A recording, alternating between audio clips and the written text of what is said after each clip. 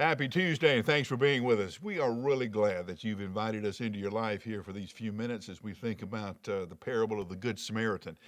Now, again, this is one of these stories in the Bible that a lot of us have heard so much that we quit listening. So I would encourage you to slowly and carefully study this passage so that you can be surprised by its many layers again. The man begins by asking Jesus the question,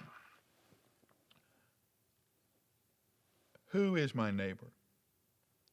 So that he could justify his own life. So he could say to Jesus later, listen, I love my neighbor, and this is what I did, and I took care of the people that you said are my neighbors. Jesus then tells the story of the Good Samaritan and switches it at the end and asks, who was this man's neighbor? So the question isn't, who am I obligated to? The question is, are you and I the kind of people who to respond to the person who is in need in front of us? Not do you know who your neighbors are, but are you a good neighbor? It's not do I know my neighbors, but am I a neighbor? Am I the same kind of friend to others who are hurting that Jesus is to me? Will I stop, even if it's not convenient? Will I help bind up somebody's wounds, even when it is messy? Will I help them to be taken care of as they heal? That's what a neighbor does.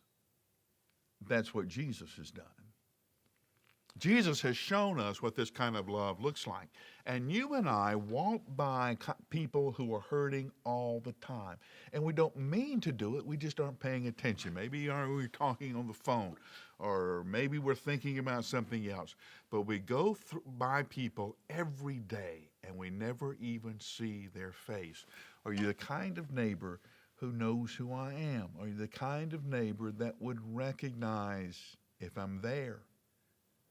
That would miss me if I am not? Oh, it was shocking that a Samaritan would stop and help a Jewish person. That was unheard of. But maybe, as some scholars have suggested, this Samaritan understood what it was to be beat up, what it was to be bullied, and what it was to be ignored. So he stops. So this is the question that this parable wants you to ponder. Not who is your neighbor. Doesn't want you to go out on your front porch and look up and down the street and say if you know all the people's names who live in your cul-de-sac or down your road. But you're the kind of person that everybody else knows. That if I ever need help, I know where to go. Not who is my neighbor, but are you the neighbor? It's a tough one, isn't it? Yeah. I'll give you 60 seconds, and I'll see you tomorrow.